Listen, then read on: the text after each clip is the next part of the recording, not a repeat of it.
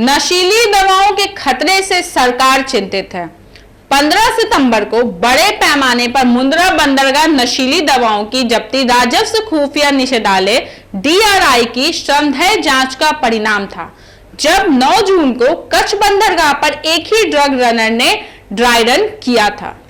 आपको बताते चले तो 14 और 15 सितंबर की रात को DRI ने मुंद्रा बंदरगाह से टैल्कम पाउडर के साथ मिश्रित लगभग 3000 किलोग्राम अफगान हेरोइन जब्त की थी, जो कि नई दिल्ली और नोएडा सहित पूरे भारत में फैले एक ड्रग नेटवर्क को खिलाती है।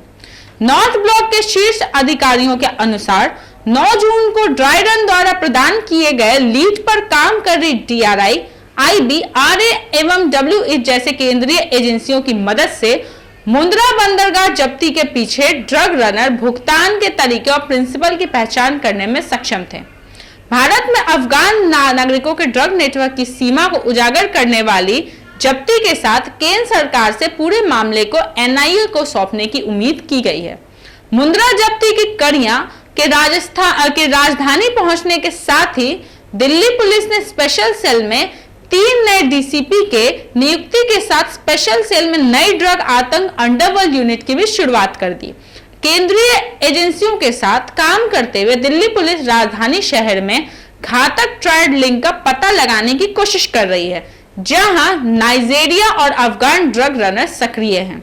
सुरक्षा एजेंसियों के अनुसार ऐसा कहना है कि तालिबान द्वारा अफगानिस्तान पर कब्जा करने से भारतीय उपमहाद्वीप में एक गंभीर दवा की स्थिति पैदा हो जाती है, क्योंकि अफीम की खेती और हेरोइन प्रसंस्करण इन पाकिस्तान समर्पित सुन्नी इस्लामदियों के लिए राजस्व का मुख्य स्रोत होगा।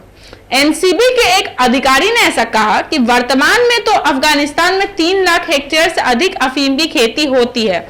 हमें उम्मीद है कि इस साल तालिबान के नेतृत्व में जबरदस्त फसल होगी, जिसके परिणाम स्वरूप वैश्विक बाजार नशीले पदार्थों से भर जाएगी, जिससे युवा और बच्चे बेहद कमजोर हो जाएंगे। भारत में ओपीआईडी के उपयोग का प्रचलन है, जो कि एक सरकारी अध्ययन के अनुसार 70% वैश्विक औसत से 0.46% एशिया औसत की तुलना में 2.1% जितना अधिक है।